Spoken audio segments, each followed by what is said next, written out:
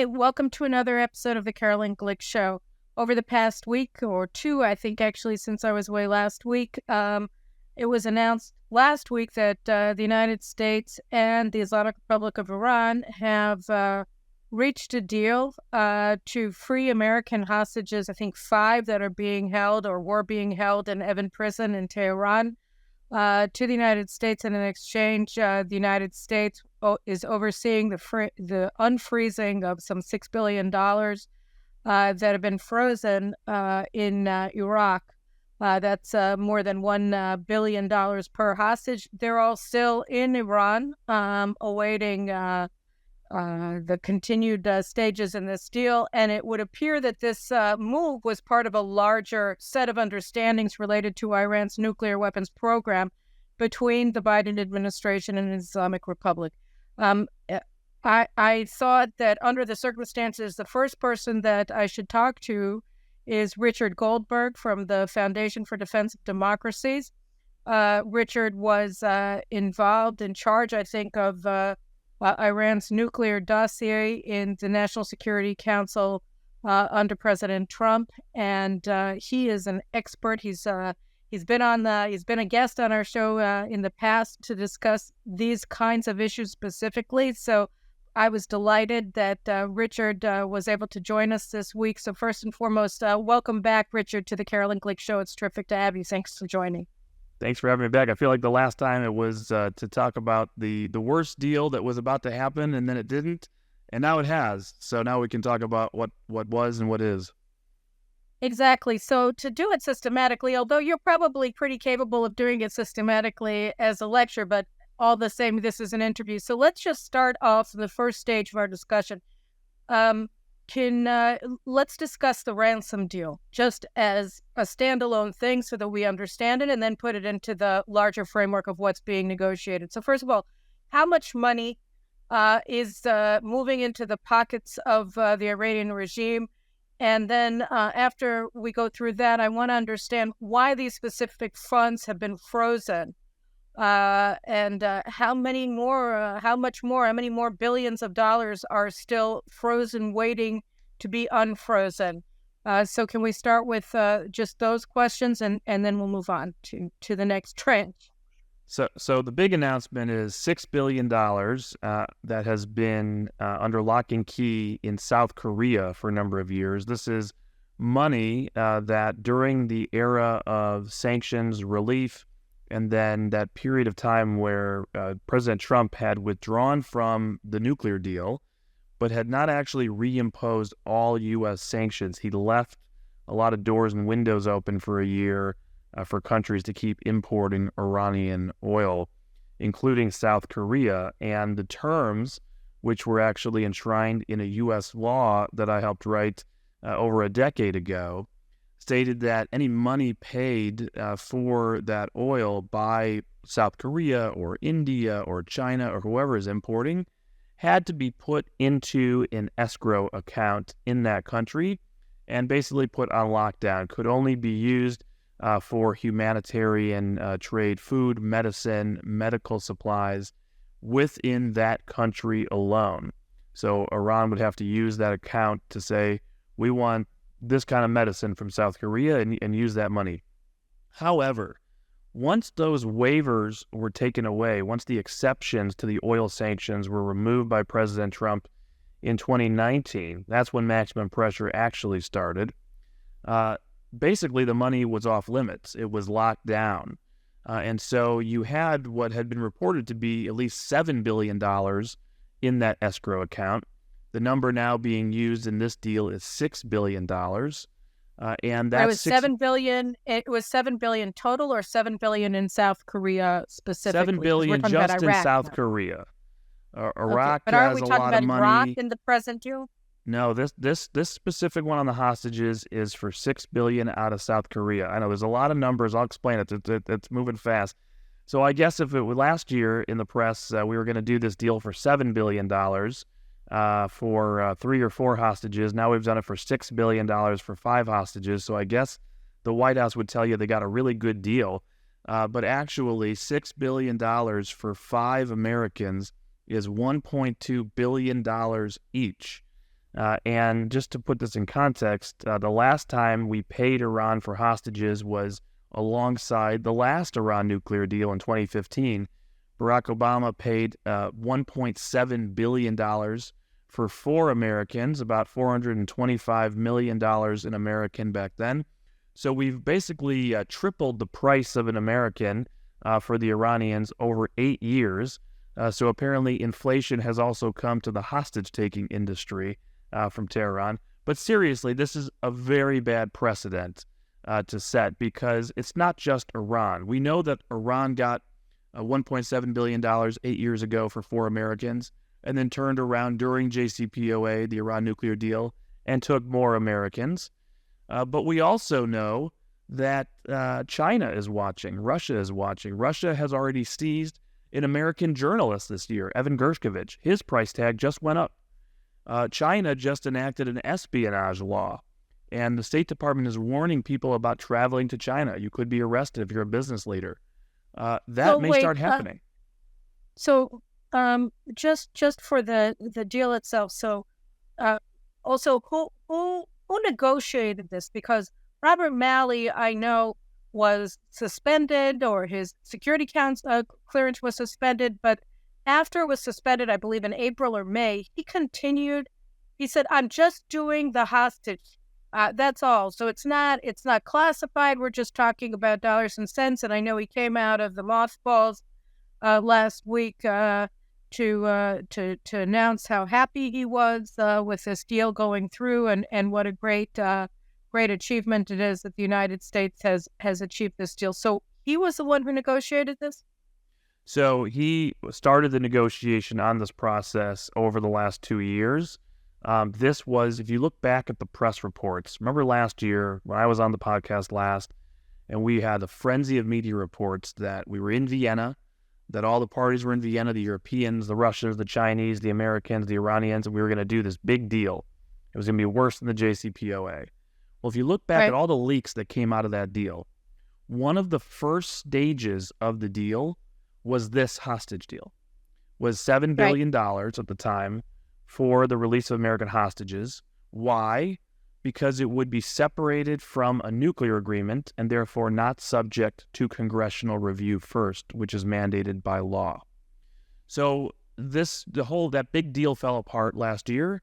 The Americans were continuing to beg the Iranians for any kind of deal as their program continued to race forward, rather than returning to any sort of maximum pressure or threatening military force. And so this concept, this framework, was always on the shelf waiting to be put in play the minute there was some larger deal going on. The details of this are the $6 billion at some point will get transferred from South Korea, and we've been told they will be transferred to Doha, Qatar, and a bank account there that the Qataris control, with U.S. somehow having at least ostensible jurisdiction. There are sanctions governing this to tell the Qataris what they can and can't process.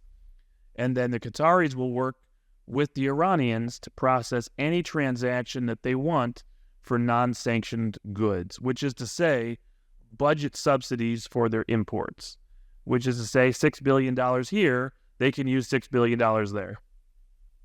Isn't it, though, sort of a kind of reenactment or implementation of the deal then that you helped to draft? Because it's saying, well, you can only use it for humanitarian goods. It's not going to fund. And obviously the answer to that, well, is everything is fungible. You're freeing them up $6 billion for this. They'll use it for that. But is that, I mean, that's basically the justification that the Biden administration is putting out for this thing, right? So right now, these funds are not being used. They have been sitting there in escrow because the bank in South Korea has been told they can't process funds from this account. Why is that? Twofold. One, the sanctions law, and there's no oil exceptions in place, so the money is trapped in escrow. And number two, the account holder is the National Iranian Oil Company and or the Central Bank of Iran. Both of those institutions in 2019 and then 2020 were subjected to terrorism sanctions because they financed the IRGC Quds Force. So that is an element of controversy here. We're taking money out of a bank account that was used to finance terrorism. And we are basically breaking terrorism sanctions of the United States to move the money that is inaccessible to make it accessible and used towards Iran's import budget, right? So they have some amount of money, and the point of our sanctions has always been to tell them, we're going to go after any accounts that are tied to the IRGC, that are tied to your nuclear program, that are tied to sanctions entities. We're going to squeeze off your revenue sources and force you to make choices. Will you still fund the IRGC and the Quds Force? Will you still fund terrorism, Hamas, Hezbollah, Islamic Jihad? Will you still send weapons to Russia to use against Ukraine? Will you still fund the Basij to crack down on women and the people of Iran? Will you do all these things? Or will you use this money for your people, for your economy, for actual normal ways of living? And so if you give them $6 billion additional budget to use towards their living expenses and their operating expenses, then that frees up $6 billion for all the other illicit activities because you have not forced them to make the choice.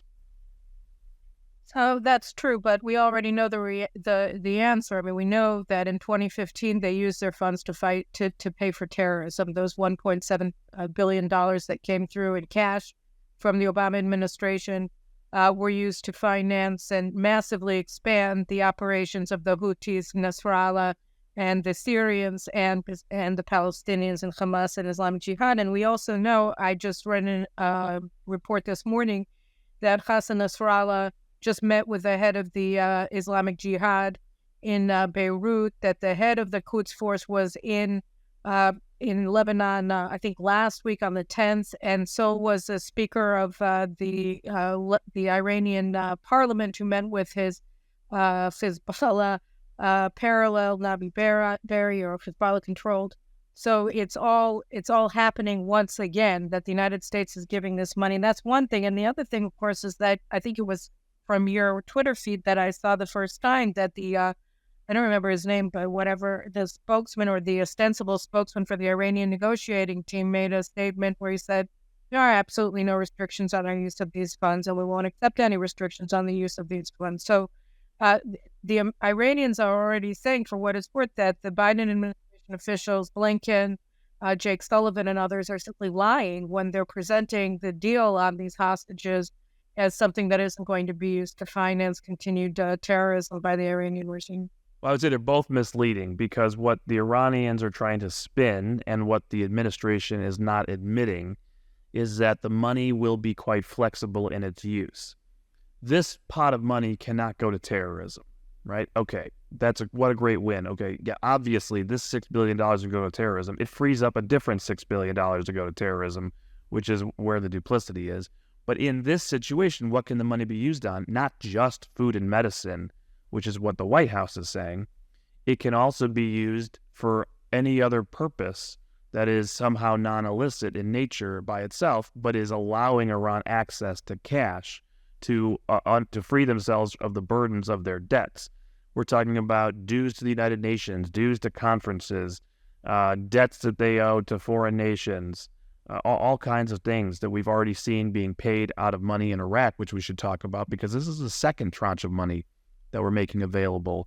But we've already seen the track record of money being made available to Iran in Iraq, and that's how we know what this money will be used for. So what do we know about that? Tell us about that. Okay, so this is a hostage deal. It's a ransom. It's the largest ransom in U.S. history. It has a bunch of implications, like I talked about, for both Iranian hostage-taking, Russian, Chinese hostage-taking in the future, etc. But it's also part of a nuclear deal that is already underway, one that was negotiated in secret, without notifying Congress, without giving Congress a vote, as it's required to do so under a law that was passed in 2015. And they're doing it methodically in ways to ostensibly claim there is no deal and all this money isn't tied to a deal. This is $6 billion. Several weeks ago, we learned through press reports that the U.S. had made available $10 billion and then allowed Iraq to move that $10 billion that was stuck in Baghdad to Oman, a bank account in Oman, under the exact same type of rules and restrictions that we're seeing now play out for the Qatari bank account where the South Korean money will go. So we're at $16 billion that we know of that has now been made This was accessible to reported how Iran. long ago? This was reported when? June and July. We started seeing reports of first a $2.76 billion release of funds that was used to pay off a bunch of Iranian debts. Then the Iraqis came forward and said, actually, we now have given Iran access to all $10 billion that we have here. Then the Iraqis and Iranians announced a new oil for gas swap that is not allowable under U.S. sanctions, can only happen if the Treasury Department has authorized it. And then finally, a new waiver came out in just the last few weeks where the State Department announced they had given Iraq clearance to move all of Iran's money and all future payments to Iran, by the way, because Iraq imports Iranian electricity and natural gas and pays for it on an ongoing basis. That money had been going into escrow in Baghdad under our rules. That money now goes to a bank account in Oman for Iran's use. So we're at $16 billion and more. Why is Iraq buying Iranian gas? They produce gas. Iraq cannot produce electricity on its own. Iraq is completely dependent on Iran for electricity. It is one of the tragedies of Iraq. It is something that has been a priority for the United States to solve for the last 5 or 6 years. It became a huge priority under the Trump administration because it was an obvious loophole in our sanctions. And we couldn't just turn the lights off in Baghdad. And so the accommodation that was reached was, we will work with the Iraqis to find them alternative sources of electricity, looking to the north and other places.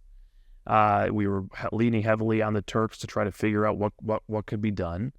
But in the meantime, since that can't happen overnight, we would allow the Iraqis to pay money into an escrow account in Baghdad on very similar terms as what I described for South Korea.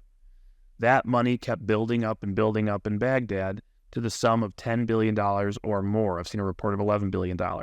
And it's an ongoing buildup because every time they import more electricity or natural gas to fund power plants, they have to give more money back. So that is the pot of money that's already been released and made available and will be on an ongoing basis. And this is a problem. This is now $16 billion. And the question is there more on the way? And the answer is yes. We know what the contours of this deal already are because it was leaked out weeks ago. The lead White House negotiator for this deal, Brett McGurk, the National Security Council's chief for Middle East policy, who had been working with Malley all along, but now Malley sidelined by his FBI investigation, McGurk's taking the lead. He goes to Oman and has a secret meeting in May with the Omanis and says, please pass a message to the Iranians and say, we will start releasing money of various kinds that will appear disconnected from a nuclear deal. We will never acknowledge there's a nuclear deal. You'll get the money out of Iraq. You'll get the money out of South Korea. You'll get money out of the International Monetary Fund to the tune of $7 billion. You'll get money from other places, perhaps, that has your money, like Japan. And in exchange, please slow your enrichment.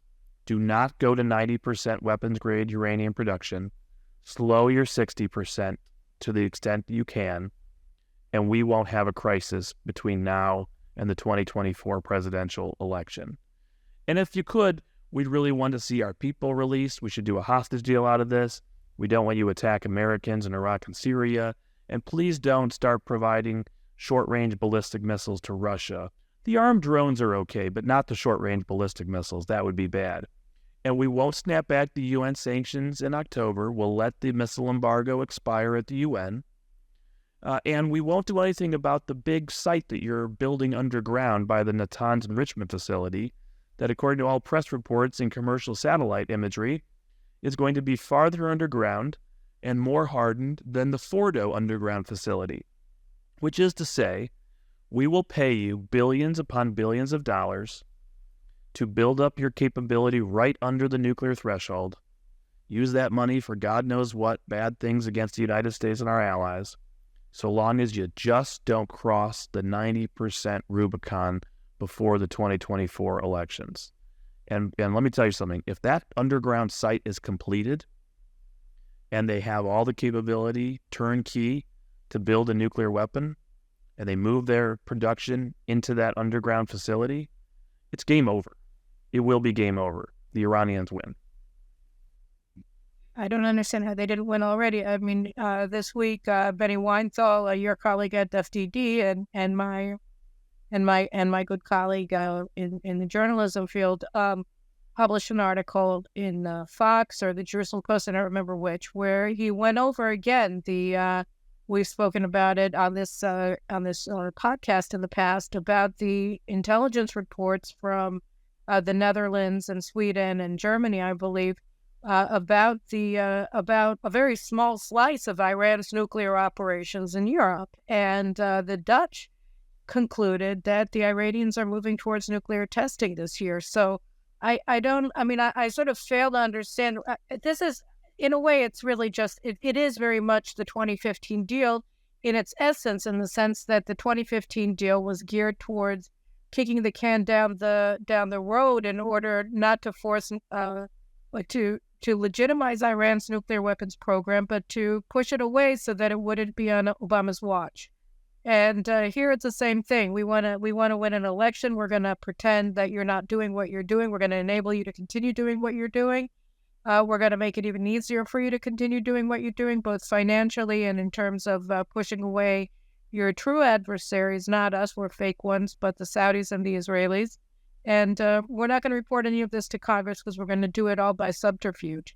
So in a way, it's very, I mean, they did that in 2014 when they insisted that it wasn't a treaty, even though it was, and therefore didn't need to be ratified by 2/3 of the Senate. And here they're just doing it in a different way, but it's the same thing. Yeah, what I think bothers me the most and should bother everyone is the subterfuge part that you mentioned. We can have a very strong policy disagreement. We can have a strong ideological disagreement. I can, pick apart this deal and say why it's bad for national security. They can pick apart my arguments and say you don't have an alternative, though I do. And I would say in the end, the way that they've gone about doing this, the amount of hours it must have taken lawyers at the State Department, the Treasury Department, and the White House to come up with this scheme is real. If you've worked inside, this had to have taken tasking from the top in multiple interagency meetings to say, here's the marching orders. Find a way to release as much money as possible in a way where we can claim it's not part of a nuclear deal and avoid submitting this to Congress. Come back to us. And what did they come back with? Well, we have these energy payments in Iraq, and Trump allowed energy payments to go forward into escrow, and Iraq's getting squeezed by the Iranians over this money. So we'll just renew the waiver that's been issued for months. We'll modify the waiver and just say it's just a tweak to the old waiver, and we'll let the money go out of Baghdad to Oman. And we'll just say, hey, it's an Iraqi issue. It's not a nuclear program issue. It's just an Iraqi issue. Oh, okay. Oh, we have a hostage deal. We can trade $6 billion for hostages. It's not tied to the nuclear program. It's tied to the hostages. Okay, so there's another $6 billion. The IMF already approved this new special drawing rights round as part of the COVID relief and economic stimulus idea. So the Iranians technically have access. So every country who's a member of the IMF can take their draw. Iran's draw totals about $6.7 billion from this round. By the way, this whole concept of special drawing rights is outrageous, and Congress should put an end to it. But be that as it may, they say, we can't really stop this. It's Iran's money already. The IMF approved something. All members get it. We're not giving them the cash. They'd have to go to the Qataris and work out a way to trade these SDRs, as they're called. It's kind of like monopoly money for cash. But, that's right. The Qataris are already in on it. They're part of this deal. So this is just an IMF arrangement. Nothing to do with the nuclear program. They'll get another $7 billion. And on it goes. And nothing gets submitted to Congress. These waivers get issued, and everybody says, okay. I guess, the waiver just got issued. Nothing we can do about it. And so they have designed a way to get Iran billions of dollars for some nuclear concession, however tiny and outrageous, without submitting it to Congress, which is the exact requirement of the Iran Nuclear Agreement Review Act of 2015. So I saw an interview with the chairman of the House Foreign Relations Committee, Mike McCall, where he was saying something was rather similar to what you were saying if he was on Face the Nation on Sunday. And the question is, given the subterfuge, what can Congress do on this? And will it do anything? The Democrats control the Senate, so I mean, what sort of action would you anticipate? What sort of action would you expect for Congress to take now? What can be done, if anything, from that level? Well, there are statutory remedies, right? Because all of this is ultimately governed by the law, and they're using legal loopholes and legal justifications of legal loopholes that were provided in law by Congress to exploit those loopholes in ways that we had never imagined could be done by the White House. And so you could legislate. You could amend our sanctions laws to make it very explicitly clear that the president has no waiver authority to move money out of one of these escrow accounts to any other country, period. Can't use a national security waiver for that purpose. Now, that could go to the Supreme Court, and you have an argument over restricting the president's foreign policy power, but you could do that. You could say that if there's an account whose owner has been designated for terrorism finance, as is the case for this account, and most of the accounts you'll be dealing with, because the Central Bank of Iran, the National Iranian Oil Company, are both on the terror sanctions list from the United States. You could say that you cannot move money from any account like that. That money must remain trapped for nobody's use, except the victims of terrorism in the United States one day to collect their damages that they've been awarded by the federal courts, for example. You could do that and stop any further money from being transferred. You could put new restrictions on the accounts in Oman and in Qatar and say these are Iranian accounts and restrict their uses and lock them down. So there's a lot of things you could do. The question is, can Congress do that? Will Congress do that?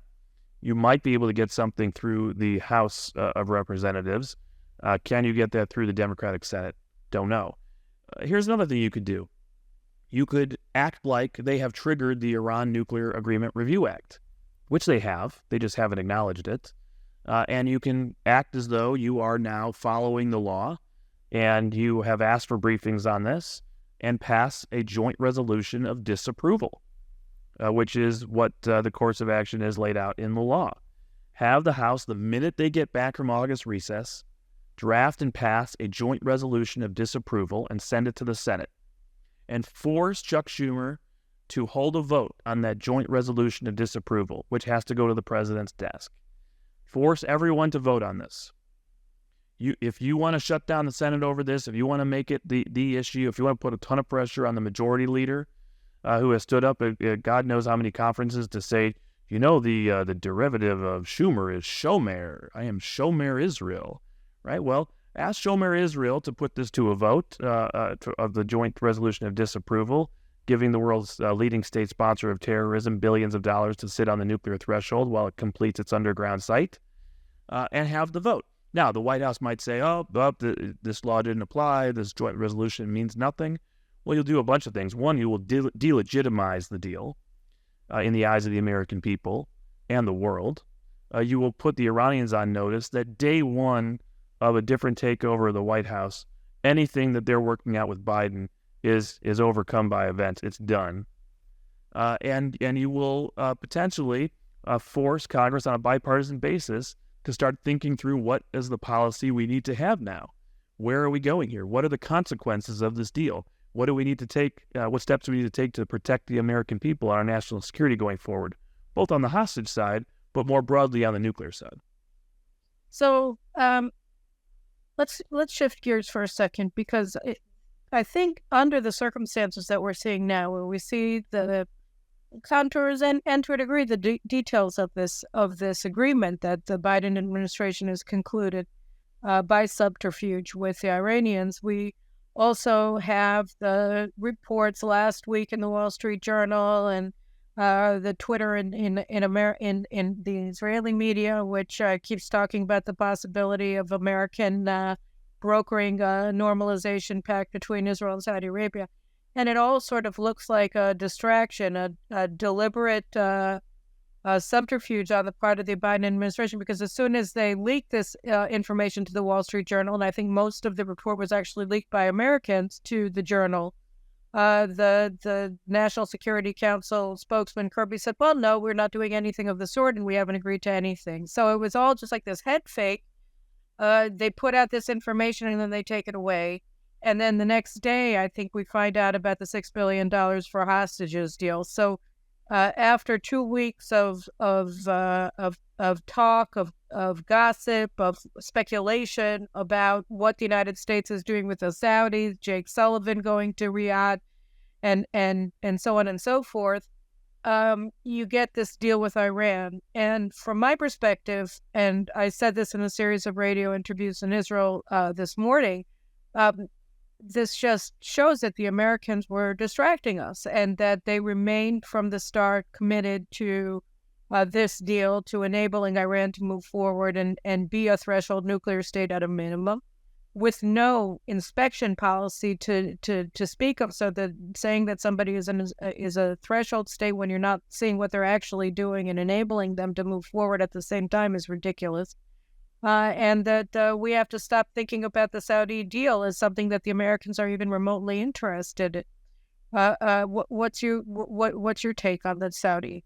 Well, on the Saudi side, I'm happy to talk about that. But before I get there, I'll just say, you listen to the statements being made by U.S. officials right now, and I'm floored by, it's not like misleading. Like, they're just saying things that are not truthful. And nobody calls them on it. I mean, to say we're going to issue a waiver, a sanctions waiver, to allow $6 billion in an account subject to terrorism sanctions to move to another country to be made available for Iran to start spending the money down and support their budget. And Tony Blinken, the Secretary of State, goes to the cameras and says, I want to be clear, there's no sanctions relief for Iran. We are not going to provide any sanctions relief for Iran as part of this deal. It's literally what it is. And they say, oh, well, this is Iran's money, so it's not ransom. What? They don't control the money. We control the money. We're giving them money to get people out. That's actually ransom. Who cares where the money came from? We control the money. And then you see John Kirby go on Morning Joe, and he gets asked a very intelligent question, obvious question.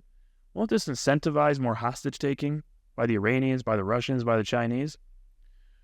Kirby says, no. Whether you pay for hostages or you don't pay for hostages, they're just going to take hostages no matter what. Really?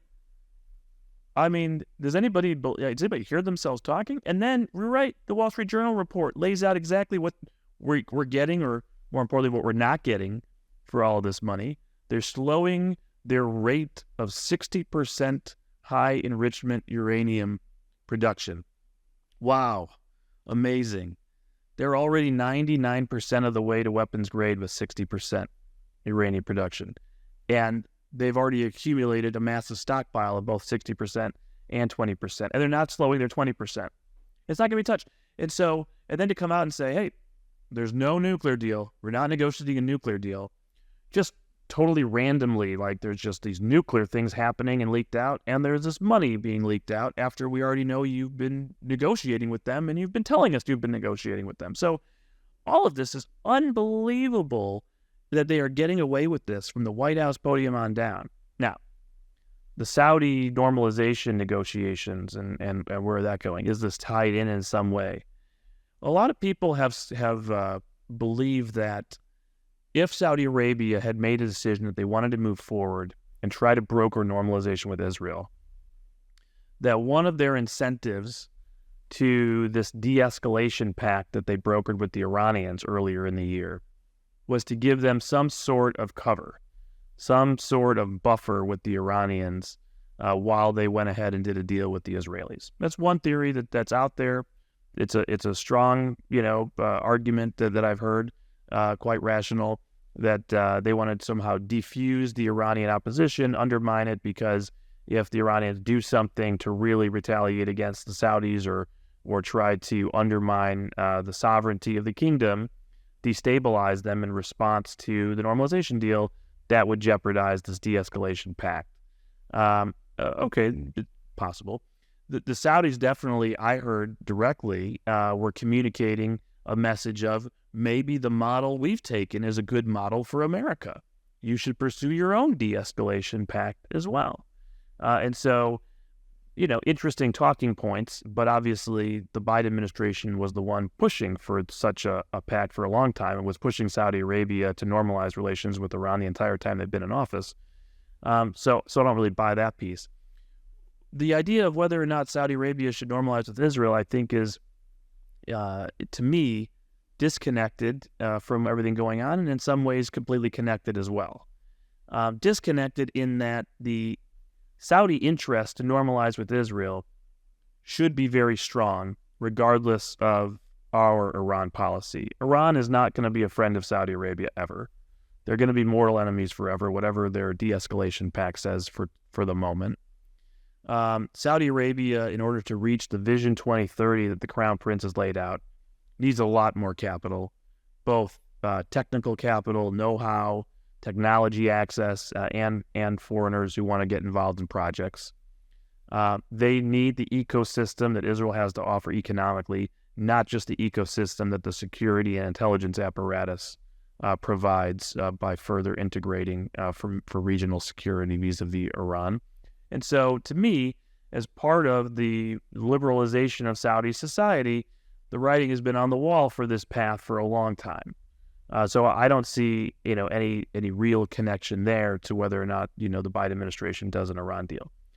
Now, the Biden administration, however, has its own interests and its own strategy here. And I think that because they have been wanting to push for this nuclear deal for some time, and they know that the Israelis would likely be in very strong opposition, they definitely see an opportunity here to, in some ways, try to muzzle the Israelis from criticism by being willing to come forward to the table to meet the Crown Prince's demands of the U.S. side with the security upgrades that the Crown Prince has asked for, and potentially broker what would be a game-changing historic peace accord between Saudi Arabia and Israel.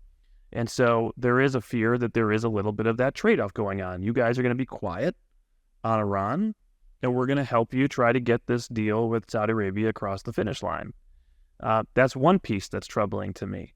The other piece that's troubling to me is the Palestinian concession conversation that's suddenly going on, trying to change the dynamic away of what's holding up this normalization deal. I'm actually concerned that the level of concessions that are being put on the table or being asked for or being leaked out to the press is not really about the Saudis. It's about the Americans. I think the Biden White House sees an opportunity here to not just get their Iran policy accomplished, but maybe get some major progress to show their base on the Palestinian side for all the things that they did not deliver so far in their administration, all their promises of progress to restore the Oslo framework and a two-state solution.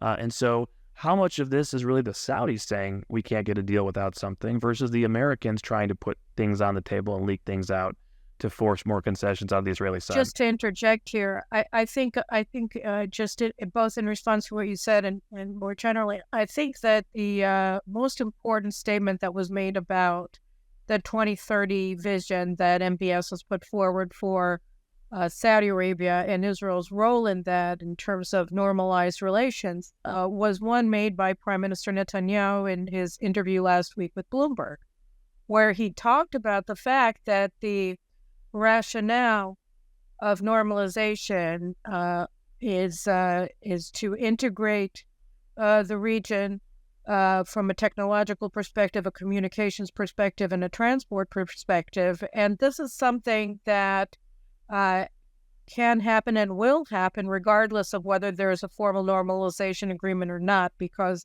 not only the states in the region will benefit from it and are interested in it, and first and foremost the Saudis, but also the nations of Asia and Europe, because the minute that you connect from a transport perspective, whether through expanded highway travel or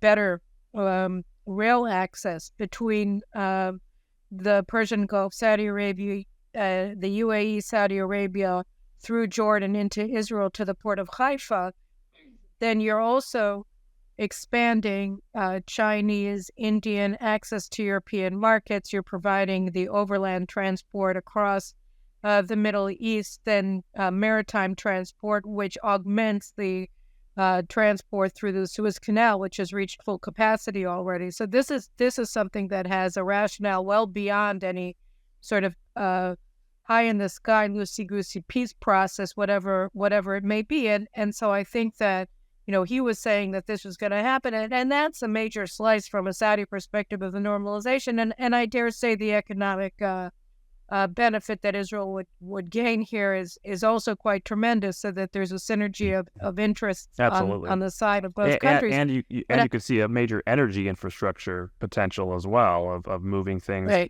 instead of through the Persian Gulf, instead all the way through Israel to the Mediterranean, really revolutionizing the way we move energy and solving a lot of Europe's as David Wormser problems. pointed out to me, I think it's after we finished the podcast 2 weeks ago, but it may have been during it. At any rate, he made the very important point, which is that, the deal, the horrible maritime waters deal that the Biden administration coerced the previous Israeli government to make 2 weeks before the elections last November, which gave Hezbollah, Iranian-controlled Lebanon, the Kana gas field, was that it sort of enabled Europeans to bypass Israeli gas and enabled Iran through Hezbollah to make money off of the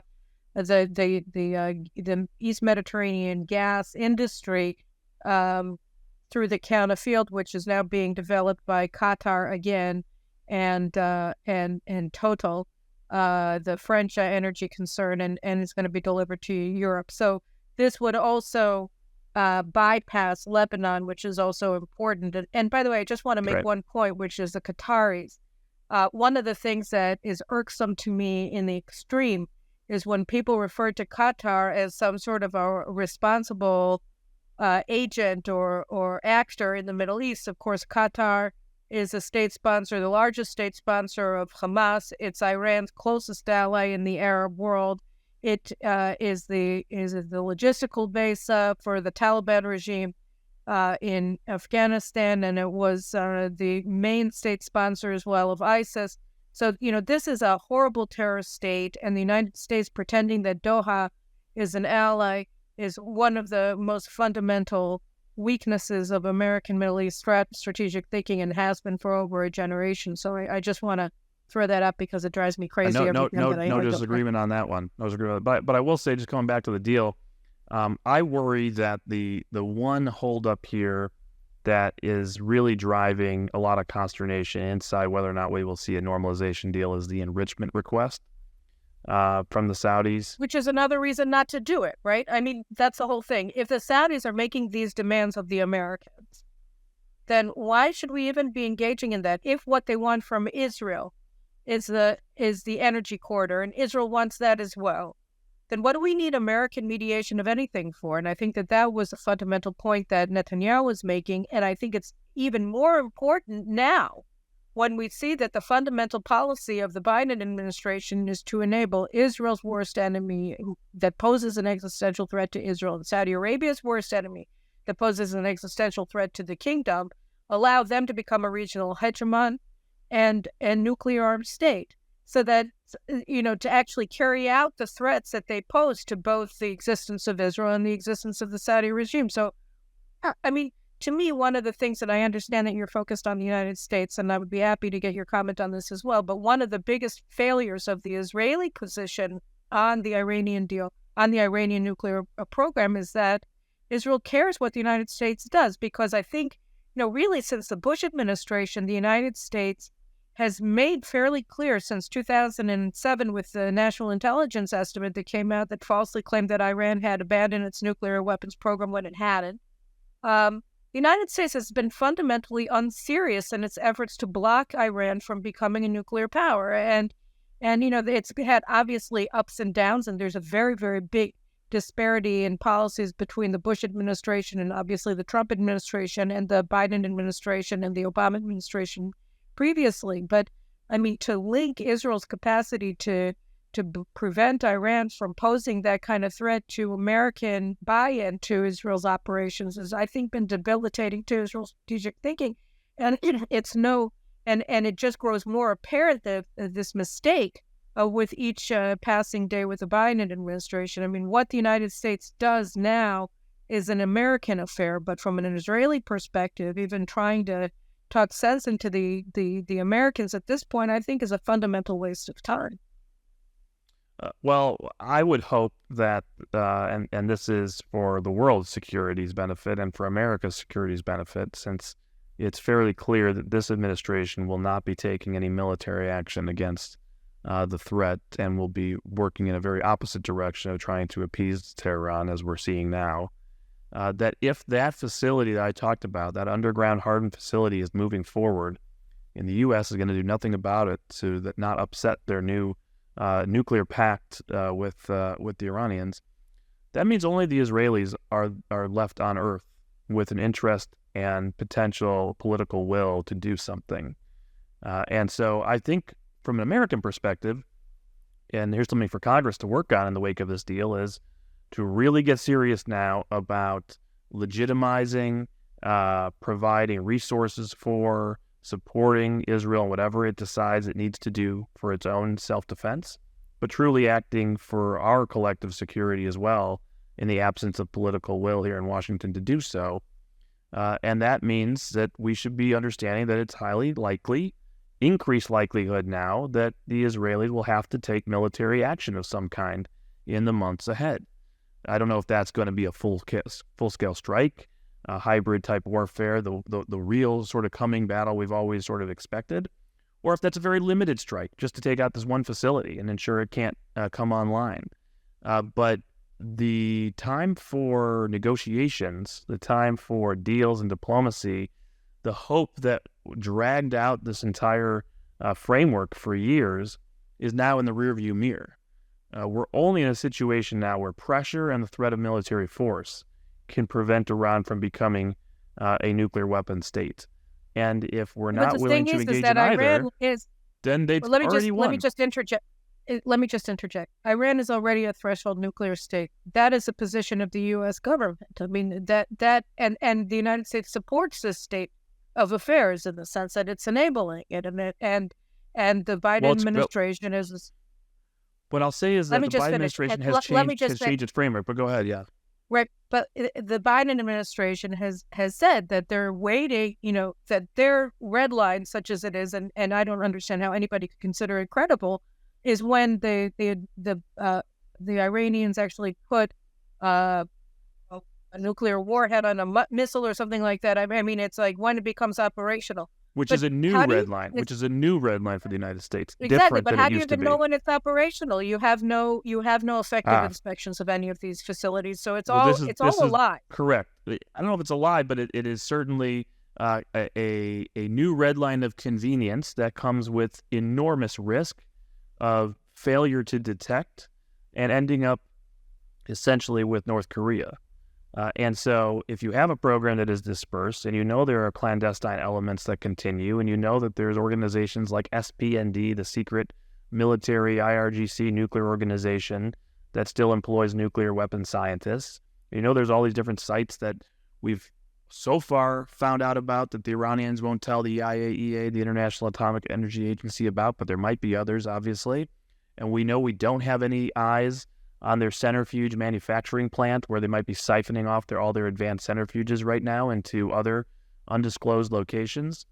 All of that put together puts enormous risk into the idea that your military red line will be the minute the intelligence community finds any indication that they are actually building a weapon, which, by the way, is not... Let me just interject. And the assumption, by the way, that they're going to build a weapon instead of just testing a crude device. Richard, let me just add two things here. One is that not only has the U.S. intelligence community been wrong on every major issue since at least 9/11, if not beforehand, so that the idea that the intelligence community is going to be some sort of an authoritative community in terms of being able to figure out exactly when something happens is absurd. And beyond that, and this is the key point, which is that Israel already passed our red line. Our red line was never what the Biden administration has delineated. Israel's red line was always that Iran wouldn't be able to become a threshold nuclear state, which means that we've already passed our red line. So, I mean, the whole idea of maintaining this slavish devotion to aligning American policy with Israel, or lobbying, or trying to get America to side with us in some significant way, is a policy that is completely irrational at this point from an Israeli perspective. On the Iran policy question, during this administration, yes. But that is not to say that this administration's policy reflects America's policy in any sort of enduring way, as we saw during the Trump administration. And now we see from every Republican running for president. Where is Iran going to be in January of 2025? Where is Iran going to be in 2025? Well, I totally conceded the point, which is to say that if you're in Israel and you are not currently preparing military options, you are yourself rolling the dice with the future of Zionism and the state of Israel. I absolutely agree with that, and I'm glad that I compelled you to make that statement. So I think one last thing that I want to talk about that I have on my list of things, and if there are more things that we should talk about from your perspective, let me know. But is Jack Lew. Jack Lew, who was Obama's Treasury Secretary, who was sort of responsible for, as a friend of mine said, in a very impolitic way or un-PC way, he was responsible for what she referred to as Jew washing the JCPOA, selling it to the Jewish community as something that wasn't dangerous for Israel's national security. So now he's the leading candidate, according to news reports that came out on Sunday, to be the next U.S. ambassador to Jerusalem. So how do you look at well, I have met many times Secretary Lew. I have shared many a whiskey at the Hashkama Kiddush at Kesher, Israel in Washington, both when he was Secretary of the Treasury and OMB chief. And so I separate the politics and the policy from the person in this context, as I do for many across the aisle many times. And I would just say that this is somebody who has served at a very high level in government in the United States, very high levels for a president, chief of staff for president, OMB chief, deputy, under Obama, and then Secretary of Treasury. So and under Clinton, he had other high posts as well. And so similar to Tom Nides in some ways, this is maybe even more of a senior statesman than Tom Nides, Nides just having achieved deputy secretary level. But if you've gone through a lot in your life, you've served in all the different top posts, and you've made a lot of money, and you're Jewish, and they're looking for an ambassador to Israel who will toe the line and be loyal to the Democratic president and not go off the reservation, and give good meetings to delegations. That's sort of what you're looking for, and it's mutually beneficial because that sort of profile of a person wouldn't mind living in Herzliya, or in Jerusalem now at the residence wherever he takes up. And so, is there really going to be a difference between Tom Nides and Jack Lew? No. If you like Tom Nides, I'm sure you'll like Jack Lew. If you didn't like Tom Nides, I don't think you'll like Jack Lew. Does it change U.S. policy in any way? No. Is it any real different than Dan Shapiro having been ambassador under Barack Obama and sort of playing a very similar role? No. So I don't really get into the analyzing the person and what is this going to mean and all that. It's like, it's a very senior person who will be able to get on the phone with the president. That's good for Israel. Even if you disagree with the person and the policy of the president, the fact that this is a senior statesman of sorts for the U.S. and in the Democratic Party is good when there's a president in the White House, and his staff, who at times worked for Jack Lew, are now themselves in senior positions. So If you're talking about access, that's probably good to like get messages across really fast. If you're talking about being able to spin people and put on a good face for really bad policies that we disagree with, yeah, it's not good. But the whole game of who's going to be ambassador to Israel, I think, is largely irrelevant. All right, and one last thing, personnel-wise, Robert Malley. What do you understand about that? Because it is a little bit weird. I mean, this is his policy. This was his policy. This is the policy he enacted. This is the policy he's moved forward. I think Gabriel Norondo was on this podcast in the past, posted a video of his former, deputy at the International Crisis Group. What's his name?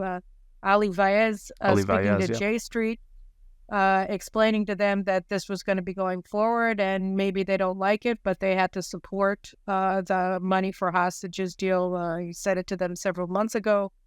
But what it struck me as weird that he must have done something pretty amazing in order to be subjected to an FBI probe when he's so senior in the administration, and the administration has done everything to advance him and protect him and implement the policies that he put forward and he initiated. So they love Rob Malley even now. So what do you make of his sudden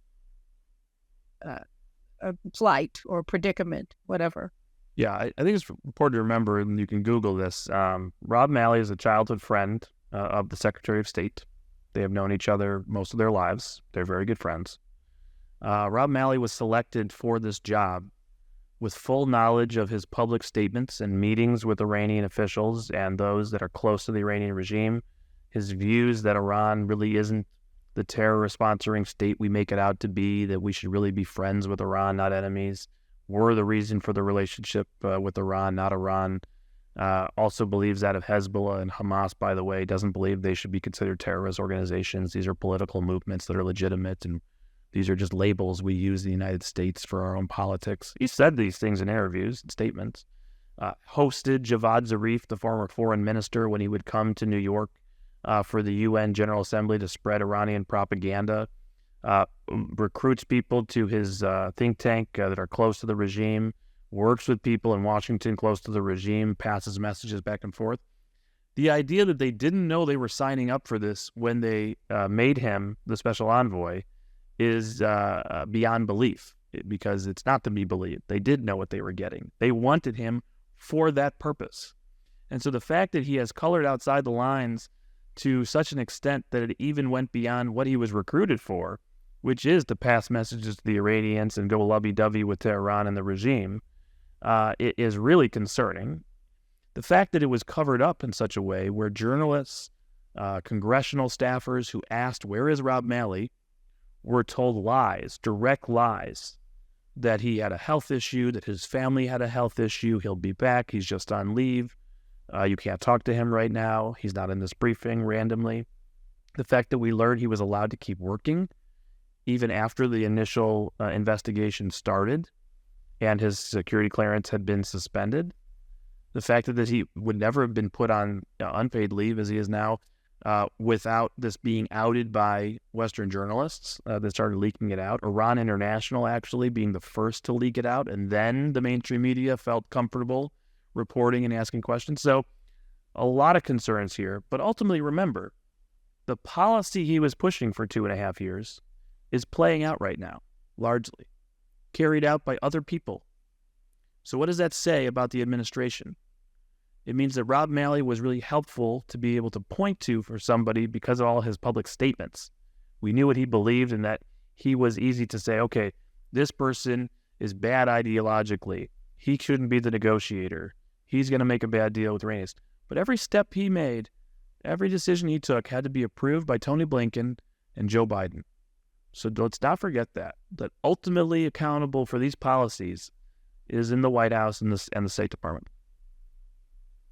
Yeah, I think that's a key point, that he was nominated or appointed to take the heat for the policies that everybody in the administration, starting with Biden and Blinken and moving across the board, they're all rowing in that direction. They're all moving towards precisely what we're seeing unfolding today. So he was hated from or viewed with suspicion because he's been more open about his hatred for Israel and his support for Islamic terrorists than anybody else in the administration.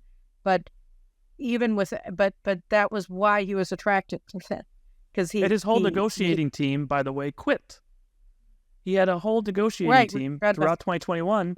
As they went into 2022, they all quit or transferred because they couldn't take it anymore. They thought he was giving away the store to the Iranians. And that wasn't a red alarm in the White House? Precisely. I mean, he was always doing the White House's bidding at all times. And that's why I think in fact, what I had Gabrielle on the show for was he exposed what was happening in the negotiations delegation, in an article, I think, at Tablet. And he, so he was here and he gave all of the information that, in fact, the people, which is insane, right, when you think about it, because the people that you always criticize for being too soft on terrorism are the very people in the State Department who quit because what he was doing was outrageous even to them. So, that was sort of amazing. And yet, like you said, the radicalism of this administration is such that nobody batted a lash over that, and he continued on his policy until even the FBI couldn't handle him anymore. But again, the policy is maintained, and I think that speaks to all the major issues that we've talked about: the money for terrorism, the nuclear deal, which they're concluding through subterfuge to avoid congressional oversight, and their betrayal of Saudi Arabia and, of course, of Israel in all of the things that they're doing, whether in relation to Iran or its Hezbollah proxy or its Palestinian proxies and what they're doing with the Netanyahu government. I think all of these things speak of the gravity of the moment and the perilousness of the situation in the Middle East as a result of this American behavior by the administration. It's very depressing. What can I say? It is. That unfortunately. John McCain used to have a great saying, which was, "It's always darkest just before it goes black." There you go. But I think, again, and here, guys, I think we're going to end it because I know everybody's now, oh, Caroline, you did it again. Where's that strychnine when you need it after another Caroline Glick podcast? Well, I'm just going to say that it always goes black, but then other people have to come in. And I always, it's not that I take with a grain of salt, but I always go back to the Abraham Accords. Everybody in the United States, reasonably in this Trump administration, takes great pride in those agreements because they were breakthrough. But those agreements were a reflection of changes in the strategic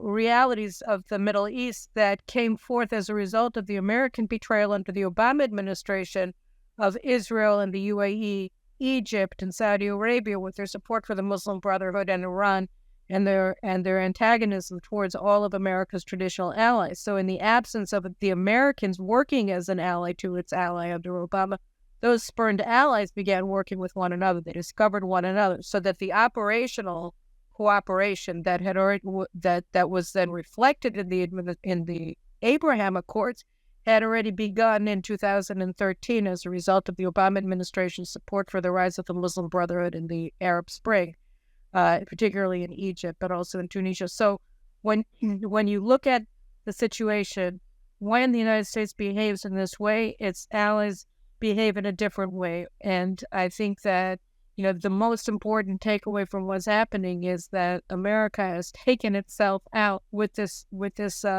deal by subterfuge with Iran of the equation of trying to prevent Iran from becoming a nuclear state in an absolutely certain way. And there's no plausible deniability at this point. And so all of the good people of the region, first and foremost in Jerusalem, who want to avoid a catastrophic outcome in relation to Iran's nuclear actions have to realize that the buck doesn't stop in Washington, it stops in Jerusalem. You can respond, and then we'll say goodbye. No, I listen. From an American perspective, those that are watching this in Congress, those that are running for president, those that are thinking about running for president, this is a moment that needs to be a major wake-up call. This will be a crisis. If it doesn't happen before the presidential election, it will be inherited as one of the top crises by the next president in 2025. To have to make major decisions on what to do about Iran at the nuclear threshold, just as this pact likely expires when this president leaves. And that will come at an unfortunate time That's when the Chinese... assuming that he doesn't win re-election. Well, it'll also come at a very unfortunate time. He will have to make this decision, too, if he's reelected. It'll come at a time when the Chinese are challenging the United States and Taiwan at a point where our military believes that because of our lack of investment in our own military capabilities, our lack of prioritization of the Indo-Pacific, that China may reach overmatch for the U.S. In that theater. It is at a time where we don't know how the Russia-Ukraine conflict is going to play out and what that's going to mean for Eastern Europe. So to have this ticking time bomb, quite literally, going on in Iran intentionally as part of our policy is a disaster in waiting. So to the extent that this should be an alarm going off in Washington, I hope it is. And we need to put our heads together on what we're going to do about it. There are steps we can take now. And there's also sort of our fallback steps that we need to take as well. We need to be investing in our missile defense. We need to have an East Coast missile defense capability in addition to a West Coast missile defense capability. Iran is building intercontinental ballistic missiles. And if they become a nuclear power and perfect their ICBMs, we will face that threat. This is not an Israeli issue. This is an American issue.